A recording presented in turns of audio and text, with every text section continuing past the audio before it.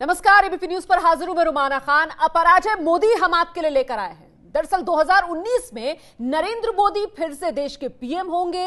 किसी में मोदी के मुकाबले की क्षमता नहीं। ये बड़ा बयान आज बिहार के सीएम नीतीश कुमार की तरफ से आया, जो अब सुर्खियों में है।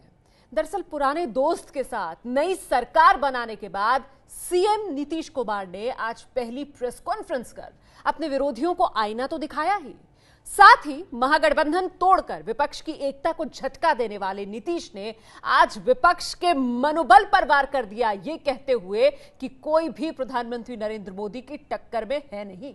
वैसे नीतीश कुमार का यह बयान ज्यादा अहम इसलिए हो जाता है क्योंकि मोदी मुद्दा थे, जिसकी वजह से नीतीश ने एनडीए का साथ छोड़ा था। नीतीश जी 2019 में नरेंद्र मोदी को वापस दिल्ली की धरती पर काबिज होना चाहिए कि नहीं होना चाहिए, और आपका उसमें कंट्रीब्यूशन? कोई दूसरा नहीं काबिज हो सकता, सब पता है। मोदी जी का मुकाबला करने की किसी में क्षमता वगैरह है नहीं। प्रधानमंत्री मोदी और नीतीश कुमार के इस नए रिश्ते की शुरुआत उस दिन हुई जिस दिन नीतीश कुमार ने तेजस्वी के मुद्दे पर इस्तीफा देने का फैसला किया।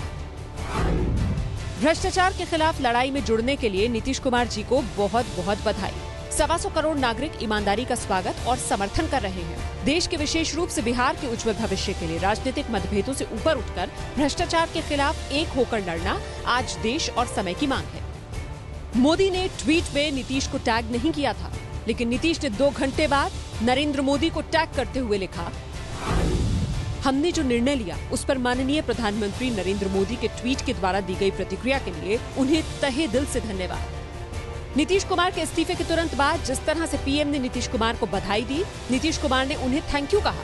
उसको देखते हुए आरजेडी ने तड़ से आरोप जड़ दिया कि दोनों के बीच पहले से सेटिंग थी। नीतीश कुमार ने आरजेडी के इस आरोप को बेबुनियाद बताया है। और उसके बाद हम लौट करके आए तो बीजेपी के शीर्ष नेतृत्व की तरफ से यह प्रस्ताव आया कि हम लोग पूरे तौर पर आपके साथ हैं और संयुक्त रूप से सरकार बनाइए, हम लोग सरकार में भी शामिल होंगे, सब कुछ हो। ये सारी बातें जब आई शीर्ष स्तर से, तो ये सारी बातें हालांकि होने के बाद तुरंत प्रधानमंत्री महोदय ने ट्वीट भी किया, हमने उत्तर भी दे दिया, लेकिन ये जब बात आई तो हमने अपने लेजिस्लेचर पार्टी में ये बात रख दी। हमारे विधायक दल ने पूरे तौर पर, उन लोगों ने कहा कि आप बताइए, उनके विधायक दल की बैठक है, हम उस पर पहले बात कर लेते हैं।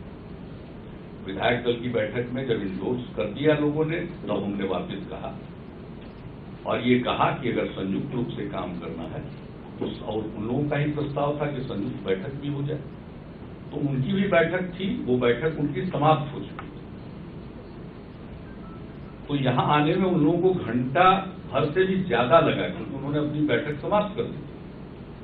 तो फिर सब लोगों को बुलाया और यहां पर संयुक्त बैठक हुई और यह निर्णय हुआ, नेता निर्वाचित हुए, मीटिंग बाजाबता फॉर्मल हुई और उसके बाद ये तय हुआ कि हम लोग चलकर महामहिम राज्यपाल महोदय के यहां जाकर सरकार बनाने का दावा।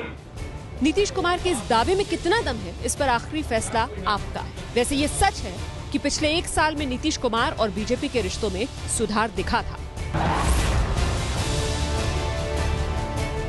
पिछले साल सितंबर महीने में जब भारतीय सेना ने पाकिस्तान के खिलाफ सर्जिकल स्ट्राइक किया, तब तमाम विपक्षी दलों ने मोदी सरकार पर सवाल उठाया, लेकिन नीतीश कुमार सर्जिकल स्ट्राइक के मुद्दे पर मोदी सरकार के साथ खड़े रहे। अब देश पर अगर कोई खतरा आएगा रहेगा, हम सब एकजुट होकर केंद्र के साथ रहेंगे, देश की सेना के साथ रहेंगे। मोदी सरकार के नोटबंदी के फैसले के खिलाफ पूरे विपक्ष ने मोर्चा खोल दिया, लेकिन नीतीश कुमार ने नोटबंदी के मुद्दे पर केंद्र सरकार की जमकर तारीफ की थी। केंद्र सरकार के इस निर्णय का मैं स्वागत करता हूं और इसका समर्थन भी करता हूं। शुरुआती दौर में लोगों को थोड़ी परेशानी होगी, है स्वाभाविक है, लेकिन कुल मिलाकर इसका लाभ ही होगा देश की अर्थव्यवस्था को। मेरी ऐसी समझ है और मेरी ऐसी मान्यता है, इसलिए मैं इसका स्वागत करता हूं और इसका समर्थन भी करता हूं। मोदी सरकार ने नोटबंदी के बाद बेनामी संपत्ति के खिलाफ कार्रवाई की बात कही। उस मुद्दे पर भी नीतीश कुमार ने केंद्र सरकार की पहल की तारीफ की। कल महागठबंधन से अलग होते हुए नीतीश कुमार ने कहा कि वो बेनामी संपत्ति के खिलाफ कार्रवाई के पक्षधर रहे हैं और इसीलिए वो अवैध संपत्ति के मुद्दे पर लालू के साथ नहीं रह सकते। हम तो चाहते हैं कि जो बेनामी संपत्ति है लोगों की, इस पर भी जरा नजर रखिए। ये 2 नंबर की कमाई करके बेनामी संपत्ति लोग जो अर्जित करते हैं, उस बेनामी संपत्ति पर भी हमला जल्दी से जल्दी केंद्र सरकार को करना चाहिए। राष्ट्रपति चुनाव में नीतीश कुमार ने एनडीए का साथ दिया और जब विपक्ष ने मीरा कुमार को अपना उम्मीदवार बनाकर उनको अपने पाले में लाने की कोशिश की तो नीतीश ने विपक्ष पर पलटवार करने में जरा भी देर नहीं लगाई। रामनाथ कोविंद जी अब राष्ट्रपति पद के घोषित उम्मीदवार हैं। हमारे बिहार के राज्यपाल के रूप में उन्होंने बहुत ही बेहतरीन कार्य किया। बहुत ही निष्पक्षता के साथ और निरपेक्षता के साथ संविधान के अनुरूप उन्होंने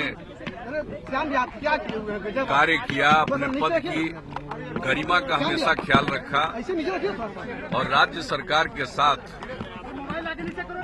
जो एक आदर्श रूप में संबंध होना चाहिए, उस प्रकार का संबंध उन्होंने निभाया और ये प्रसन्नता की बात है कि वे राष्ट्रपति पद के उम्मीदवार घोषित हुए हैं।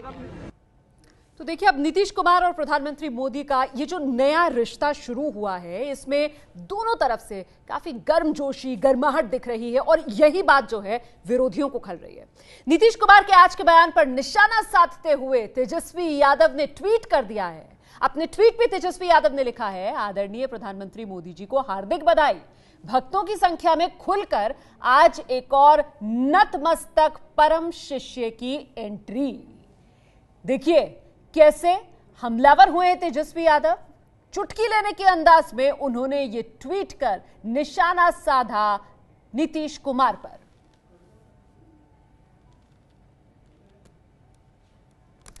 तो देख रहे हैं आप कैसे तेजस्वी के निशाने पर है नीतीश कुमार। ट्वीट किया है नीतीश कुमार के मुद्दे पर तेजस्वी यादव ने। बधाई प्रधानमंत्री नरेंद्र मोदी को दी है। ये है एबीपी न्यूज़, आपको रखे आगे।